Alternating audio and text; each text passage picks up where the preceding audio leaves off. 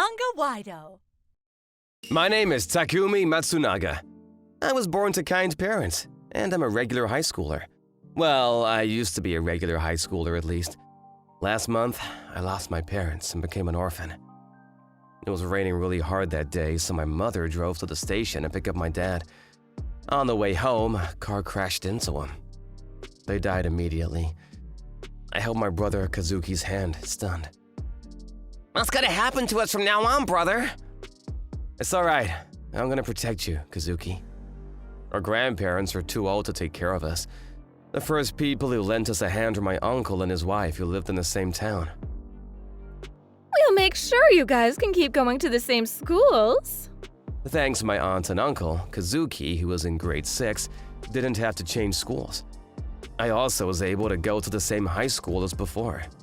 We were so thankful for their help. But one day, I heard the two of them having a conversation. "Damn it! This is all of the insurance money?" It looks like the person who crashed into them doesn't have much to spare either. "If I knew this was the case, then I wouldn't have taken them in the first place." Yep. It isn't too late to kick them out, though. "Yep, we have no responsibility to take care of them if we're not actually receiving any money." My aunt and uncle were only after our money. Apparently, they didn't expect our parents' insurance policy to be so weak and for the old man who crashed into them to not even have any insurance for accidents. Me and Kazuki were being kicked out before even half a year had passed. "You guys decide where you're going." I'll take care of the paperwork if you guys want to enter a facility. They told us to go wherever we wanted, with cold expressions. I hugged Kazuki, who was crying. But there was nothing I could do. "Mom, Dad, what should we do?" "Mom, Dad, come back!" Me and Kazuki went to visit our parents' grave since it was the date of their accident. That's when. "Hey, is that you, Takumi? Kazuki? Ayato?" Our cousin Ayato appeared holding flowers in his hands. He was a relative on our mother's side. And the three of us would play together a lot when we were young. "What's the matter? Where's your uncle? Is he not with you? There's no way we'd come with him." "It looks like something happened. Why don't you tell me about it?" Ayato brought us to a restaurant and bought us food. After eating, he listened to our story. "I see. So that was what was going on. Yeah. All right. Why don't the two of you live with me instead?" "What? With you?" "Yep. I started living on my own last year. It's in this town as well, so you guys won't have to change schools." "But, wouldn't that be too much trouble for you?" "What are you saying? You guys are like brothers to me. Of course it's not too much trouble. My late mother told me not to never ignore a person that needs help. It's fine. I work at a pretty good company, so I'll be able to earn enough to support you two. Come live with me. Living alone is lonely after all." That reminds me, Ayato was raised by only her mother as a child. She passed away a few years ago due to an illness. He might not be lying when he says that living on his own is lonely. Still, is it alright if we take advantage of his kindness and allow him to support us? I was hesitant. But then Kazuki said, "I want to live with you, Ayato. You're my favorite." And since we didn't have anywhere else to go, it was decided that we would live with him from now on. On the day me and Kazuki were gonna leave, our uncle didn't even see us to the door, and instead kept watching TV. "Thank you for taking care of us until now." "Goodbye, Uncle." "Yeah, good luck, you two." I got mad at the tone of his voice. But he did take care of us, even if it just for a while, so I had to thank him. We bowed to our uncle, who wouldn't even look at us, and left his house. That's how the two of us started living with Ayato. We did our best to help him by doing some of his housework. "Did you guys make this curry?" "Yeah, we found a recipe online." "Wow, nice work, you two. I peeled the tomatoes and mixed the curry." "Yep, it's delicious. You two are talented chefs." Ayato was a really bright person. Thanks to him, me and Kazuki, who had lost hope after our parents died and her uncle decided to kick us out, started to have hope for the future. He helped us with our studies and gave us advice whenever we asked for it as well. Before we knew it, he was like a parent to us. But even Ayato, who's usually so kind, got mad once. It's when I told him I was gonna get a job after graduating high school.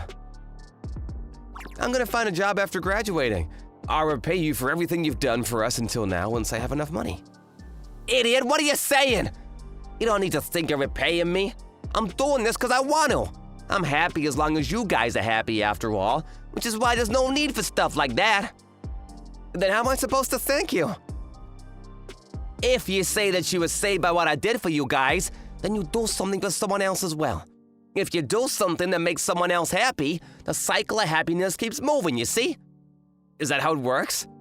Yes, which is why you don't need to think of repaying me or anything. After graduating high school, I went to a vocational school like Ayato advised me to. Finding a job is easier if you're qualified. You can apply for financial aid since your parents passed away in an accident, Ayato told me, which is when I made my decision. 2 years later, I graduated the vocational school with qualifications for accounting and was able to find a job at a company's accounting department after that. I was able to find a good job thanks to you, Ayato. Thank you so much. It's all thanks to your hard work. You did good until now.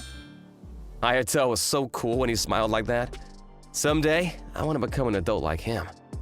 Thanks for everything until now. Thank you. Yep, take care, you two. You don't really have to leave, though. But if we stay here, you won't be able to bring your girlfriend to your house and stuff. Yep, I'd hate it if you couldn't find someone to marry because of the two of us. I guess you two are right. You guys are all grown up now, I see. The truth was that I wanted to stay with Ayato, but we couldn't just rely on him for the rest of our lives. Come visit whenever you guys want. All right. Just like that, me and Kazuki left Ayato's house. I'd found an apartment near Kazuki's high school, and that's where the two of us would be living from now. Thankfully, my colleagues are good people. Everyone started being kind to me when they found out that I'd lost my parents and was now living with my little brother. The CEO gave us sweets, Kazuki. Let's eat them together. Oh, and Tanaka-san from the General Affairs Department gave us this food. Kazuki? Oh, sorry. Is something the matter? I was just thinking about something, sorry. Unlike me, who was completely happy with how my new life was going, Kazuki, who had just gotten into high school, started growing darker and darker. He was definitely going through something, but whenever I asked him about it, he would just brush it off. But one day, he finally decided to tell me. I'm being bullied at school, Takumi. What? When I said that my parents passed away and I'm living with my brother now, they started making fun of me, saying I was poor, and then… Apparently, not only do they tease and ignore him, but they sometimes steal his stuff as well. That's unforgivable! I'm gonna go to your school and… No, Takumi! The teachers trust them for some reason, and since I don't have any proof, they won't listen to me. I see. Alright, I know what to do. I went to my room to retrieve something and handed it to Kazuki. Take this, Kazuki. What's this? Press the button if they start bullying you again. Do you understand? Kazuki did just like I told him after that. You did good, Kazuki. Is this gonna fix things? Yep, I'll take care of the rest. I'm not gonna let them bully you ever again. We got prepared, and a week later, me and Kazuki headed to Kazuki's school. It was a weekday, but my company gave me a day off after I told them what was happening. We didn't have an appointment that day, but when I told them what I wanted, they agreed to meet us at the principal's office. I pushed the button in front of the principal and Kazuki's teacher. We were both sweating from nervousness. A recording of the awful insults and violence Kazuki's bullies gave him started playing. Do you think that a poor person who doesn't even have parents can breathe the same air as us?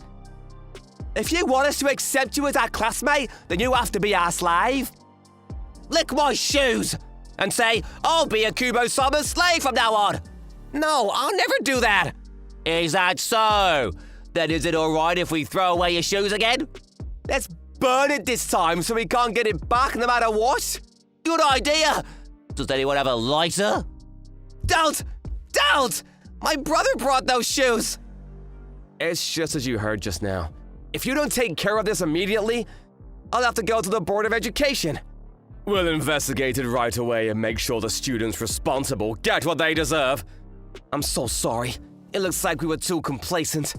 We're so sorry. I wonder if mentioning the Board of Directors worked, but the principal and Kazuki's teacher immediately took action like they said they would.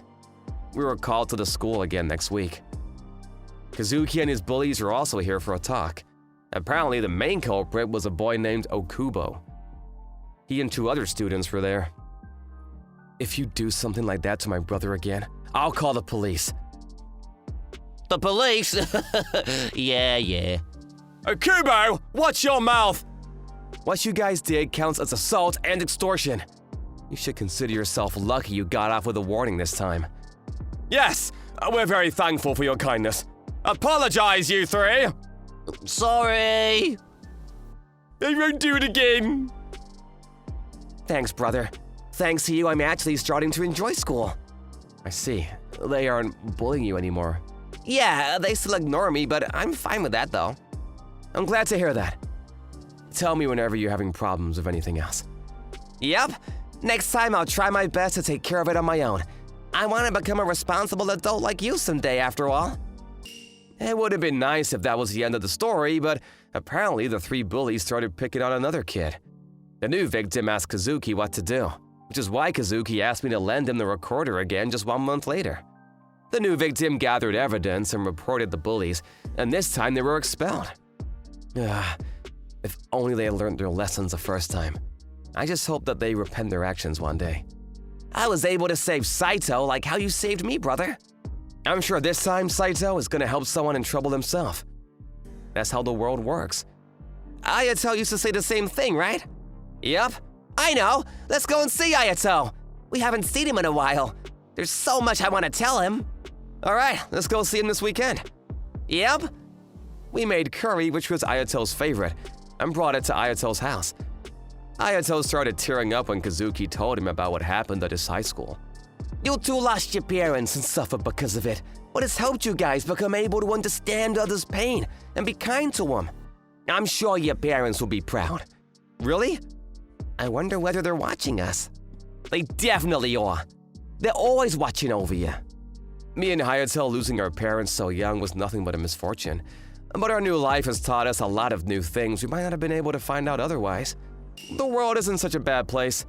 Just like Hayato helped us that day when we had nowhere to go, me and Kazuki are never going to ignore a person in need when we need them. I hope the cycle of happiness continues forever. I'll do my best to make sure that when I someday meet my parents again, they'll say, "You did good."